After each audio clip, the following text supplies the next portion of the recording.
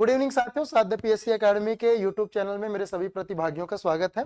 आज हम लोग प्रयोगशाला शिक्षक भर्ती सीजीटेट जितने भी छत्तीसगढ़ में एग्जाम कंडक्ट कराना है उसके टॉप साइंस एमसीक्यू हम लोग देखने जा रहे हैं। तो सभी प्रतिभागियों का स्वागत है। जोरों शोरों से वीडियो को लाइक कर देना और शेयर कर देना अभी सभी फ्रेंड सर्कल पे, ताकि उनको भी वीडियो मिल सके। चलिए सबको good evening, good evening, good evening. आज मैं थोड़ा सा फास्ट चलूंगा क्योंकि मेरा परिप्रेक्ष्य आपको जानकारी देना, प्रयोगशाला परिचारक के लिए तैयारी करना, ताकि आप लोग एक पोस्ट आप लोग ले सकें। पहला क्वेश्चन आपके डिस्प्ले पे, नील गाय निम्नलिखित कुल में आती है। जो नील गाय बेटा वो किस कुल में आती है? ऑप्शन ए गाय, ऑप्शन बी बकरी, ऑप्शन सी भेड़, ऑप्शन डी हिरन। चलिए मैं सभी बच्चों को कमेंट देख रहा हूं, जितने भी बच्चे हैं सभी कमेंट करके आंसर देंगे, वीडियो को लाइक कर देंगे ताकि मुझे और प्रसन्नता हो और आपके लिए और वीडियो मैं ताकि बना सकूं। बहुत बढ़िया, सभी बच्चों का आंसर आ चुका है, सबका आंसर आ चुका है। Answer is the option number D is the correct answer बेटा, हिरन। ठीक है, जो नील गाय है वो हिरन कुल में आते हैं। बहुत सारे बच्चे ने गाय किया था, गाय नहीं बेटा, हिरन के कुल में आते हैं। अगला क्वेश्चन आपके सामने, निम्नलिखित में से किसको सेल का पावर प्लांट भी कहा जाता है? ठीक है, किसको सेल, सेल मतलब बेटा कोशिका, और कोशिका का पावर प्लांट भी कहा जाता है। ऑप्शन ए गोल्जी का है, option B mitochondria, option C ribosome, option D lysosome. तो करेक्ट आंसर क्या होगा? सभी प्रतिभागी जितने भी बच्चे जुड़े सभी कमेंट करके आंसर देंगे। बहुत सारे प्रश्न आ रहे हैं कि प्रयोगशाला परिचारक के लिए सर री रजिस्ट्रेशन कब होगा?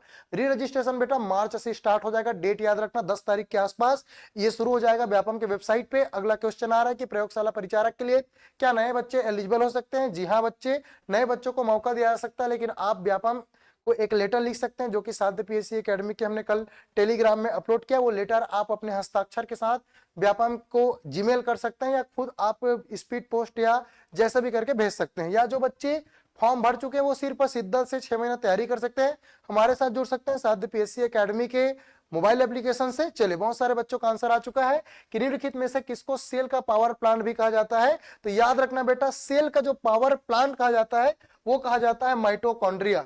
किसको कहा जाता है बेटा? माइटोकॉन्ड्रिया। क्यों कहते हैं माइटोकॉन्ड्रिया को पावर प्लांट? इसके पीछे ये कारण है कि जब आप श्वास लेते हो बेटा, है ना, जब आप क्या करते हो, श्वास लेते हो, तो श्वास के साथ, है ना, जितनी श्वास के साथ श्वसन के साथ एक क्रिया होती है जिसे क्रेब्स चक्र कहते हैं, है ना। इस चक्र को क्या बोलते हैं? क्रेब्स चक्र बोलते हैं। जब क्रेब्स चक्र चलती है तो क्रेब्स चक्र से एक 38 एटीपी की एनर्जी रिड्यूस होती है, बनती है, और यही 38 एटीपी एक ग्लूकोज के बराबर होता है बेटा, एक ग्लूकोज ऊर्जा होता है, और यही कहलाता है पावर, है ना, पावर प्लांट। चूंकि वहां ऊर्जा का निर्माण हो रहा है इसलिए पावर प्लांट कहलाता है।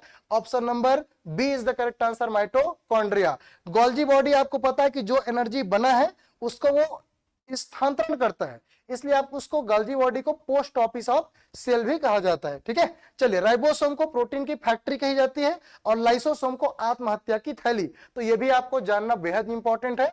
अगले क्वेश्चन की ओर बढ़ते बेटा, अगला प्रश्न आपके सामने है और ये आपसे क्या पूछ रहा है? प्रतिचुंबकीय पदार्थों के सही समूह को बताइए। Option A aluminium, sodium, calcium, oxygen, bismuth, तांबा, सीसा, सिलिकॉन, कोबाल्ट, निकिल, गैडोलिनियम एवं एल्यूमिनियम, सिल्वर, नियोबियम, मैग्नीशियम एवं कैल्शियम। मेरे जितने भी प्रतिभागी जुड़े हैं, है ना, लाइव क्लास से जुड़े हैं, है ना, तो सभी के सभी कमेंट कर देंगे भाई अपनी जो भी आंसर है उसको, और वीडियो को लाइक कर देंगे। लाइक करना बिल्कुल नहीं भूलेंगे, क्योंकि अगर आप लाइक करते हो तो टीचर को मोटिवेशन मिलता है। प्रतिचुंबकीय पदार्थों के सही समूह को बताइए भाई, कौन सा प्रतिचुंबकीय पदार्थ के सही समूह है? मैंने क्लास में बताया था बेटा कि बिस्मथ, तांबा, सीसा और सिलिकॉन ये सभी के सभी प्रतिचुंबकीय पदार्थ हैं। क्या है भाई? प्रतिचुंबकीय पदार्थ हैं। और प्रतिचुंबकीय पदार्थ किसे कहते हैं? जो चुंबकीय क्षेत्र पे आने पे थोड़ा सा विचुंबकित हो जाए, प्रतिकर्षित हो जाए, हल्का सा उसमें हिलमिलाहट हो जाए, ये प्रतिचुंबकीय पदार्थ होते हैं जिसकी लाइंस, जिसकी बल रेखा चुंबकीय क्षेत्र में बहुत ही कम गुजरे। ठीक है, चलिए option number B is the correct answer. याद रखना, ऑक्सीजन कैसा है बेटा? ऑक्सीजन अणुचुंबकीय पदार्थ है। कई बार एग्जाम पूछा गया है कि ऑक्सीजन किस प्रकार के पदार्थ है, प्रतिचुंबकीय, अणुचुंबकीय या लौह चुंबकीय? तो ऑक्सीजन कैसा है? अणुचुंबकीय पदार्थ है। अगले क्वेश्चन की ओर बढ़ते हैं। किसी प्रतिचुंबकीय पदार्थ की चुंबकीय प्रवृत्ति ताप में वृद्धि के साथ बढ़ जाती है, ताप में कमी के साथ बढ़ जाती है, ताप में परिवर्तन के साथ नियत रहती है या इनमें से कोई नहीं। मेरे जितने प्रतिभागी जो तैयारी कर रहे हैं उनको मैंने क्लास में बताया था कि प्रतिचुंबकीय पदार्थ की चुंबकीय प्रवृत्ति को तापमान के साथ क्या रिलेशन है, क्या इस पर ताप के प्रभाव पड़ते हैं कि नहीं पड़ते, कि बढ़ जाता है कि घट जाता है। सभी बच्चे कमेंट करके आंसर देंगे, जितने बच्चे जुड़े हुए हैं सभी के सभी कमेंट करके आंसर देंगे। विच इज द करेक्ट आंसर, मैं सबका कमेंट चेक कर रहा हूं, इसका आंसर हो जाएगा बेटा option number C is the correct answer. ताप में परिवर्तन के साथ नियत रहता है। मैंने बताया था क्लास में कि प्रतिचुंबकीय पदार्थों की चुंबकीय प्रवृत्ति का ताप से कोई लेना देना नहीं, इसका ताप का प्रभाव नहीं पड़ता, ताप के साथ नियत रहता है। बाकी जो अनुचुंबकीय और प्रतिचुंबकीय में ताप का प्रभाव पड़ता है, लेकिन चुंबकीय प्रवृत्ति का तापमान के साथ कोई लेना देना नहीं, उसके कोई परिवर्तन देखने को नहीं मिलती। मतलब ताप में परिवर्तन के साथ क्या रहता है, नियत रहता है। अगले प्रश्न की ओर बढ़ते हैं। क्योंकि आप जानते हो कि प्रयोगशाला परिचारक का पेपर है जो कि 3 अगस्त 2025 को होना है, तो अगला क्वेश्चन आपके एक प्रयोग से पूछा गया है। एक प्रयोग में यह पाया जाता है कि दिए गए पदार्थ की चुंबकीय प्रवृत्ति 1 से बहुत अधिक है।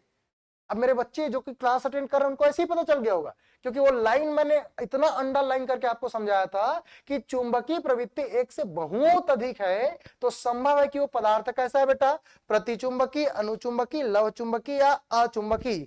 विच इज द करेक्ट आंसर, आप सभी कमेंट करके आंसर देंगे कि कौन से आंसर करेक्ट है।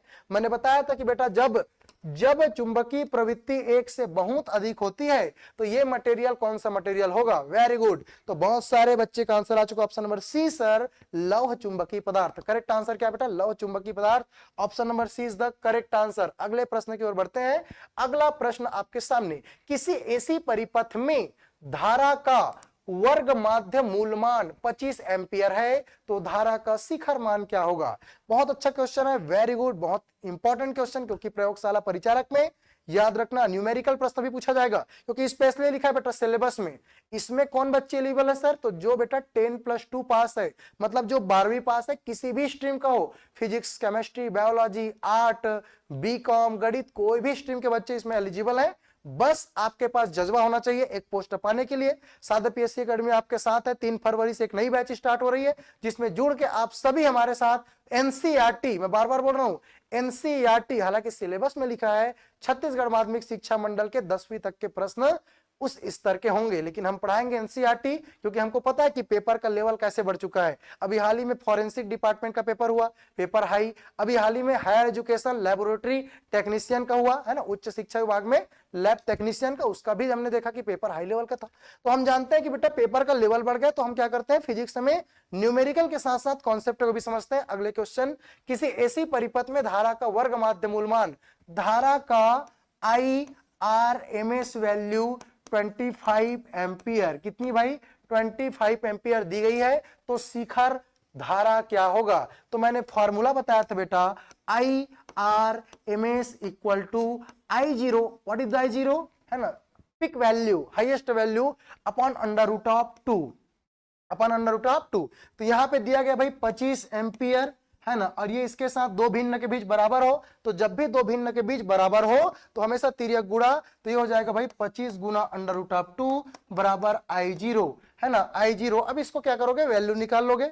वैल्यू कैसे निकालोगे, अंडर रूट ऑफ 2 की वैल्यू, वर्गमूल 2 की वैल्यू कितनी होती है, तो सभी बच्चे कमेंट करके आंसर देंगे वर्गमूल 2 की वैल्यू कितनी होगी। जब तक आपको वर्गमूल 2 की वैल्यू पता नहीं होगी तब तक आप इसको सॉल्व नहीं कर सकते। तो सभी बच्चे कैलकुलेट करके तुरंत बताएंगे मेरे को, है ना, इतना मैंने कर दिया। अब आप लोग बताएंगे भाई, जितने बच्चे जुड़े हुए हैं। चलिए, छोटी छोटी चीजों को आपको करने आने चाहिए, है ना। बहुत सारे बच्चे हमारे मैथ्स वाले बच्चे जुड़े हुए हैं, साइंस वाले बच्चे जुड़े हैं, तो भाई बताइए कि वर्गमूल 2 क्या होता है ना, वर्गमूल 2 क्या होता है, कितनी होती है। बहुत बढ़िया, बहुत सारे कमेंट आ चुके हैं सर, 1.414। वेरी गुड बच्चों, ठीक है, वेरी गुड। तो 25 इंटू 1.414 इक्वल टू I0। बेटा इसको अब गुणा बस करना है और कुछ नहीं है। गुणा करने के बाद आपके सामने जो वैल्यू आएगा भाई, ऑप्शन नंबर बी 35.36। तो जो बच्चे फॉर्मूला को जानते हैं, जो बच्चे कॉन्सेप्ट को जानते हैं, उससे न्यूमेरिकल बनाना उतना कठिन नहीं है, वो आराम से न्यूमेरिकल बना सकते हैं। तो करेक्ट वैल्यू क्या हो जाएगा भाई, 35.36। वेरी गुड, बहुत बढ़िया, है ना। Option number B is the correct answer. अगले प्रश्न की ओर मैं बढ़ता हूं, और अगले प्रश्न की ओर बढ़ने से पहले एक बेहद इंपॉर्टेंट जानकारी आपके सामने। साध्य पीएससी एकेडमी की टीम, मैंने बार बार बोला है कि प्रयोगशाला परिचारक के लिए हाईली डेडिकेटेड है। वो चाहते हैं कि छत्तीसगढ़ के जितने भी बच्चे हैं जो फॉर्म फिलअप किए हैं, उनमें से साध्य पीएससी एकेडमी चाहती है कि हमारे स्टूडेंट उस 430 की लिस्ट में रहे, है ना। हम एक बार जब टॉप लिस्ट देखें तो साध्य पीएससी एकेडमी के बच्चे रहे, है ना। जितने भी तैयारी कर रहे हैं उन बच्चे, देखो सबका होना तो पॉसिबल नहीं है, ये कॉमन चीज है ना, बिल्कुल नहीं हो सकता, सबका हो ही नहीं सकता, क्योंकि भृत्य, चौकीदार, स्वीपर सहित प्रयोगशाला परिचारक के 7 लाख फॉर्म फिलअप किए गए, है ना। 7 लाख अपने आप में बहुत होता है, तो 7 लाख फॉर्म फिलअप किए गए हैं, जिसमें मात्र और मात्र बेटा 880 पद हैं। टोटल फॉर्म की संख्या भाई भृत्य, चौकीदार, स्वीपर सहित 7 लाख, जबकि पोस्ट कितना है, 880 पोस्ट है। इस 880 पोस्ट में बेटा 430 किसके हैं, प्रयोगशाला परिचारक। तो मतलब बाकी लोगों का नहीं होगा, केवल 430 लोगों का होगा। वो 430 बच्चे जो डेडिकेशन के साथ सही में एक जुनून पाल के मात्र और मात्र 6 महीने अपने आप को समर्पित कर दे कि भाई हमको प्रयोगशाला परिचारक बनना है। क्योंकि मैं बहुत सारे बच्चों को देख रहा हूं एडीओ के पीछे जा रहे हैं, बहुत बढ़िया है, आप एडीओ की जॉब करें, लेकिन वे बच्चे जो केवल ठान लिए कि मुझे प्रयोगशाला परिचारक बनना है, मुझे कम से कम एक छोटा मोटा वैकेंसी चाहिए, उसके बाद मैं सीजीपीएससी की तैयारी करूंगा, उनके लिए एक बेस्ट वैकेंसी होगा प्रयोगशाला परिचारक। आपके लिए बेटा 3 फरवरी, याद रखना, ये 3 फरवरी से एक हमारी नई बैच स्टार्ट हो रही है, ठीक है। 3 फरवरी है ना, बैच स्टार्ट हो रहा है 3 फरवरी से, जहां पे सब्जेक्ट महारथी के द्वारा, आपको पता है कि हमारे साहू सर, है ना, साध्य पीएससी एकेडमी के director and founder Sahu sir ji आपको क्या पढ़ा रहे हैं भाई, Chhattisgarh GS.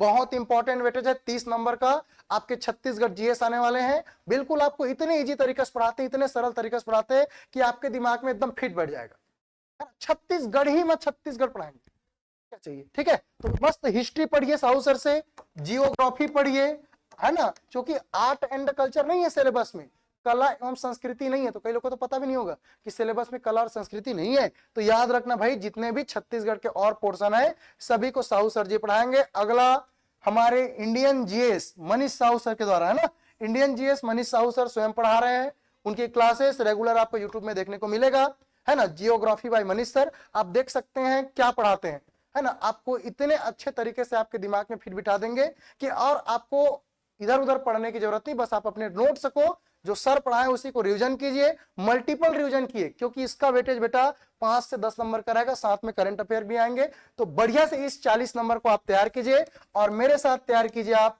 Physics, chemistry, biology और ईवीएस, ठीक है। फिजिक्स, केमिस्ट्री, बायोलॉजी, ईवीएस 3 तारीख से, भूलना नहीं है, 3 तारीख से आज ही रजिस्ट्रेशन करें साध्य पीएससी एकेडमी के इस दिए गए नंबर पे। ये बेटा हेल्पलाइन नंबर है, इसमें कॉल करके आप ज्वाइन कर सकते हैं। चलिए, अभी फीस मात्र 1499 रखी गई है, अभी डिस्काउंट चल रहा है 20 विद्यार्थियों के लिए।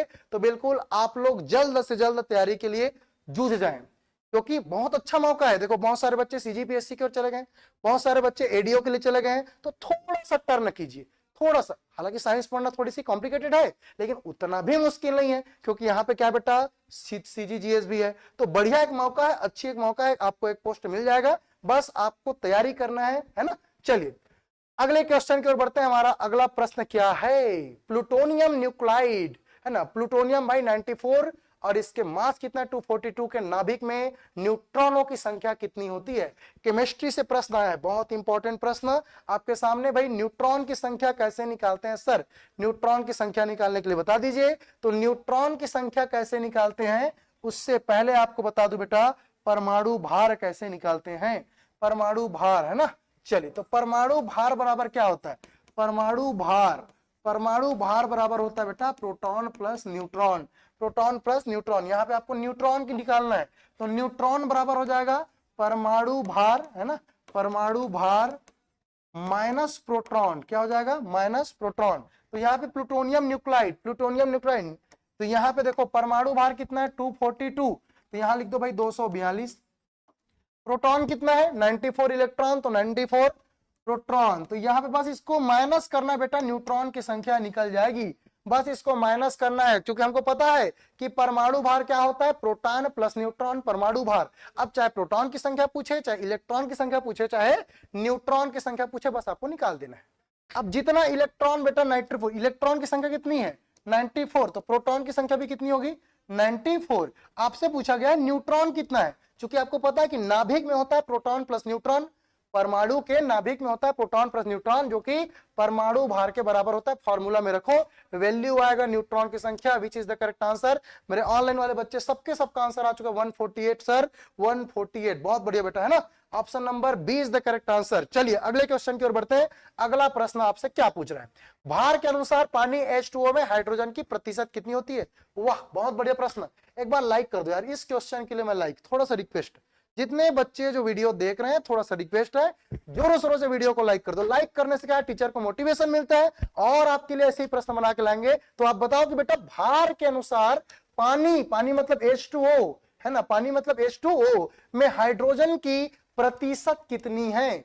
क्योंकि न्यूमेरिकल प्रश्न के लिए रेडी रहना, मैं बार बार बोल रहा हूं, प्रयोगशाला परिचारक इतनी छोटी मोटी वैकेंसी नहीं है। तो आपको अगर 1800 पे ग्रेड पे मिल रहा है, मतलब थोड़े से आप भृत्य चौकीदार के ओहदा से ऊपर है, आपको थोड़े से न्यूमेरिकल प्रश्न आने चाहिए। चलिए बताइए हाइड्रोजन की प्रतिशत कितनी है H2O में। चलिए तो इसका पहले बेटा अणु भार निकाल देते हैं। तो H2O का अणु भार कितना होता है, मैंने आपको बताया है ना कि H2O का अणु भार कैसे निकालते हैं। तो हाइड्रोजन का परमाणु भार कितना बेटा, तो हाइड्रोजन का परमाणु भार 1, हाइड्रोजन का परमाणु भार 1, चूंकि 2 हाइड्रोजन है तो इसको 2 से गुणा कर दो जी, है ना। प्लस प्लस ऑक्सीजन भी है, ऑक्सीजन का परमाणु क्रमांक 8 लेकिन परमाणु भार 16, परमाणु भार कितना 16, तो टोटल आप मल्टीपल करेंगे 18, है ना, 18 आ जाएगा भाई।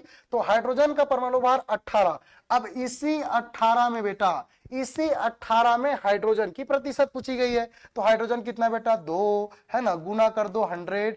अब ये हो जाएगा बेटा 100/19, है ना। तो ये हो जाएगा 100, यहाँ 200, तो यहाँ पे 100/9। तो करेंगे भाई तो कितना आ जाएगा आंसर, आप यहां से परसेंट निकाल सकते हैं।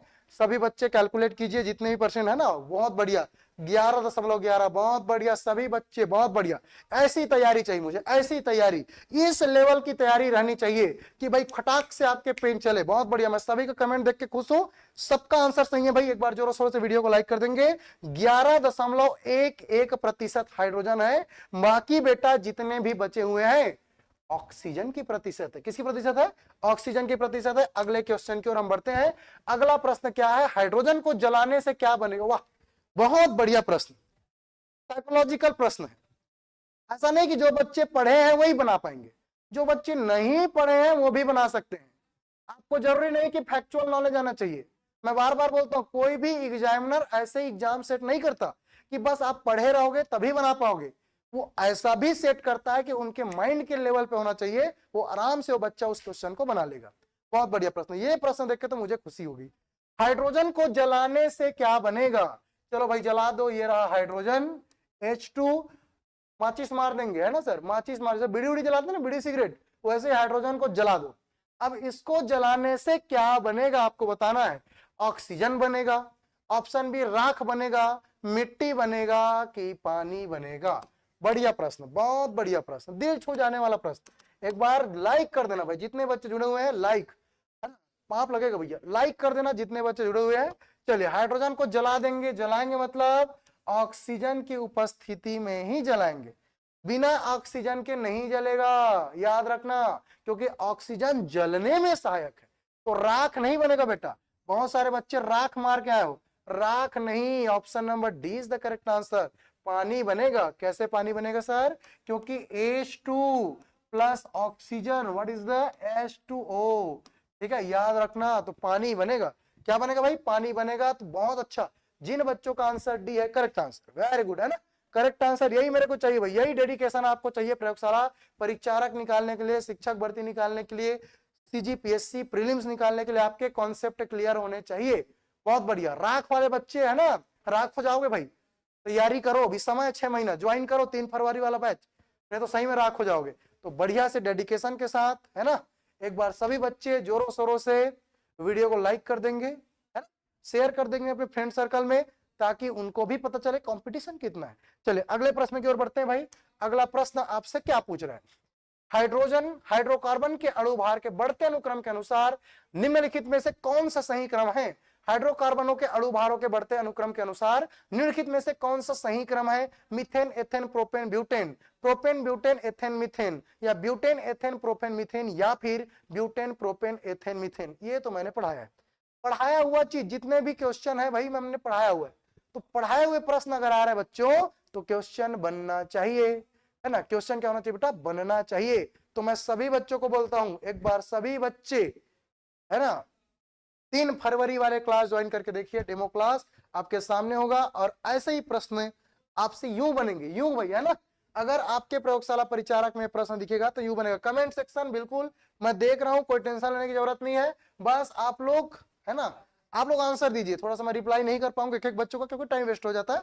तो बिल्कुल आप लोग क्या करेंगे भाई, इसका आंसर देंगे। और हाइड्रोकार्बन के अणु भार, अणु भार, अगर कार्बन 1 है तो मेथेन, कार्बन 2 है तो एथेन, कार्बन 3 है तो क्या, तो methane, ethane, propane, butane, पेक्टेन, octane.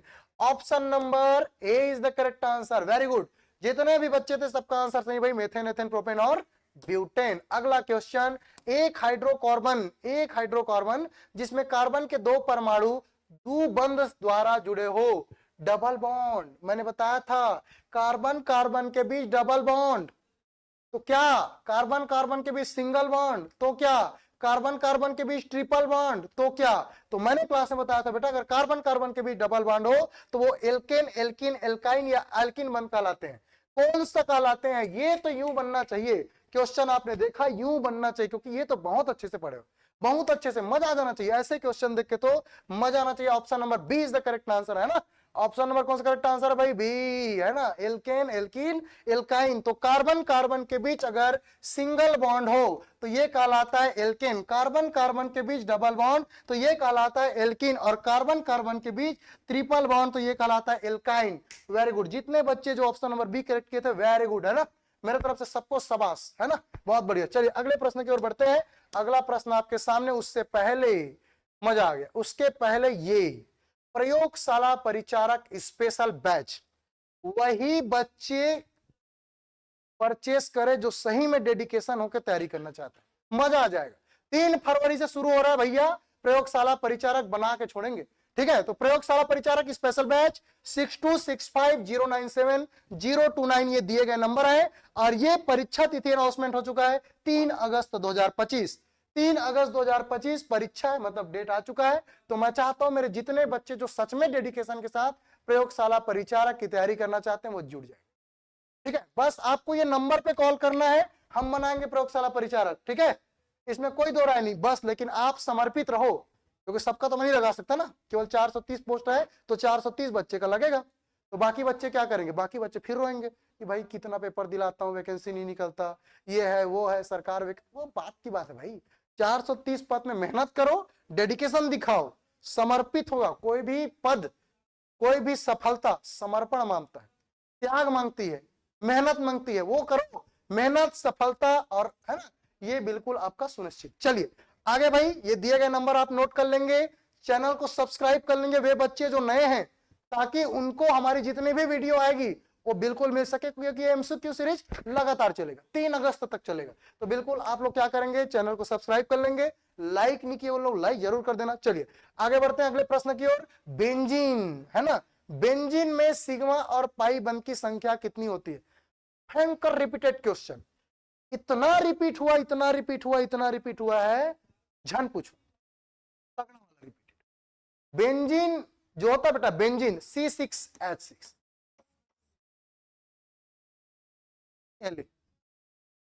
तो बेंजीन में सिग्मा और पाई बंध की संख्या कितनी होती है आपको बताना है। 33, 36, 12, 3 और 12, 6।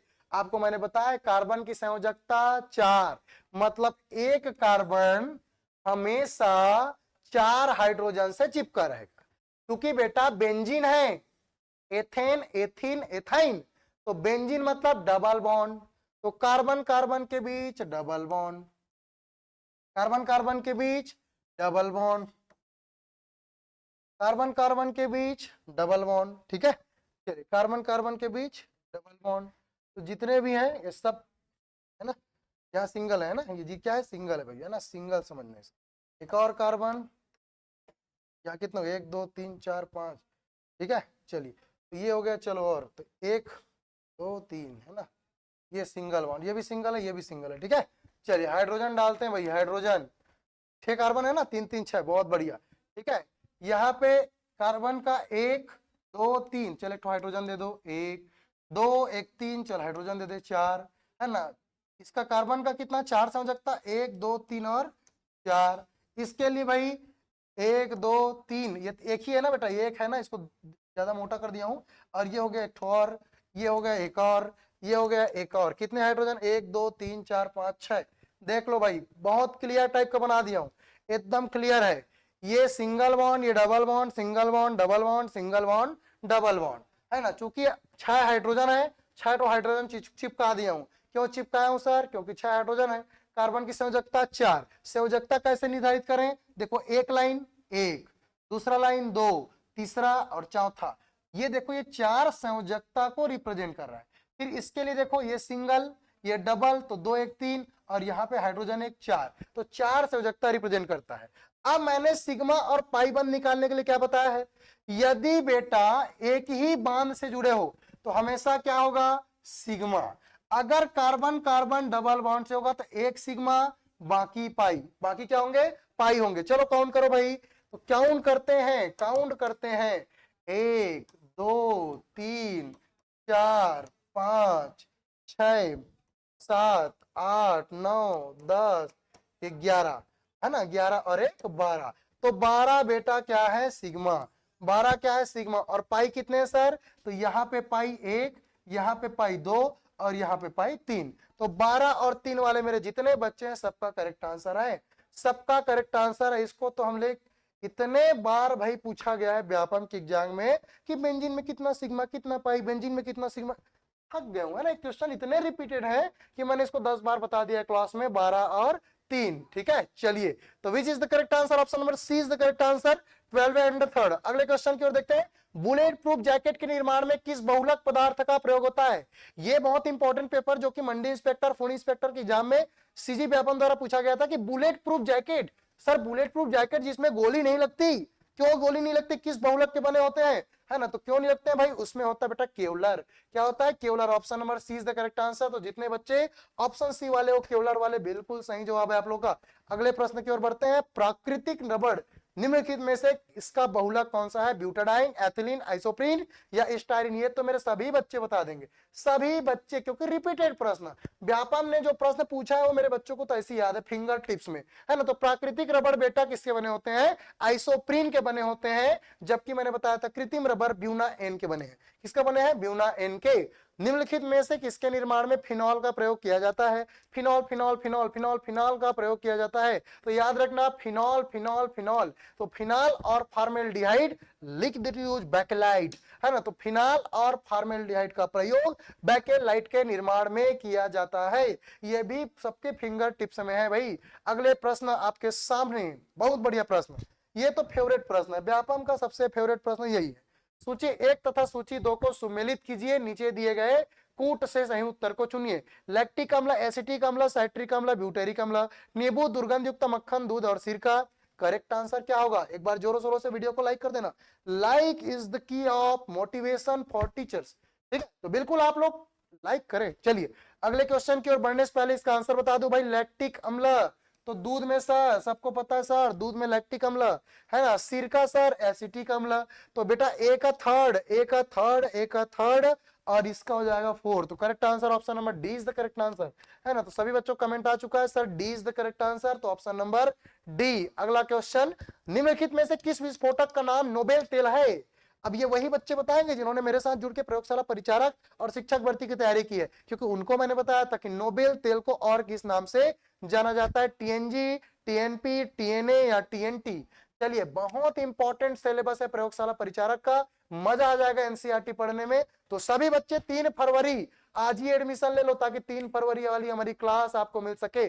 चलिए करेक्ट आंसर क्या हो जाएगा बेटा, टीएनजी, है ना। तो टीएनजी, ट्राई नाइट्रोग्लिसरीन, टीएनजी बेटा, टीएनजी को नोबेल गैस या सॉरी नोबेल तेल के नाम से जाना जाता है। डायनामाइट के निर्माण में प्रयुक्त होने वाला रासायनिक क्या है, वही डायनामाइट जिसको अल्फ्रेड बी नोबेल ने तबाही कर दिया, आज उसी की वजह से नोबेल प्राइज मिलता है। तो ये डायनामाइट के निर्माण में प्रयुक्त होने वाला रासायनिक कौन है, ये डायनामाइट के निर्माण में प्रयुक्त होने वाला रासायनिक है glycerol trinitrate, glycerol trinitrate is the correct answer, option number C is the correct answer. अगले क्वेश्चन, निम्नलिखित में से कौन प्राकृतिक गैस का मुख्य भाग है? तो प्राकृतिक गैस का मुख्य भाग कौन सा है बेटा? ऑप्शन नंबर, करेक्ट आंसर आप सभी बच्चे बताएंगे, तो करेक्ट आंसर है मेथेन। मेथेन बेटा प्राकृतिक गैस का मुख्य भाग है, मेरे सभी बच्चे जानते हैं। साथ ही साथ जो बच्चा व्यापम के अन्य एग्जाम की तैयारी करना चाहते हैं, 1 रुपया, क्योंकि बोलते हैं ना कोचिंग वाले बहुत पैसा लूटते हैं, बोलते हैं ना कोचिंग वाले बस पैसा बेचने के लिए, कोर्स बेचने के लिए, बस पैसा कमाने का जरिया है। तो बेटा मैं बोल रहा हूं मात्र 1 रुपये में गणित। कितने रुपए में? 1 रुपये में गणित। रोजाना दोपहर 3:30 बजे आप अजय सर के साथ जुड़िए, लाइव क्लास होगा। बस आपको 1 रुपए का सिक्का या 1 रुपए फोन पे करना होगा। साध्य पीएससी एकेडमी के दिए गए नंबर पे कॉल करेंगे और प्रयोगशाला परिचारक या गणित की बैच ज्वाइन कर सकते हैं। Thank you so much. जय हिंद, जय भारत, जय छत्तीसगढ़।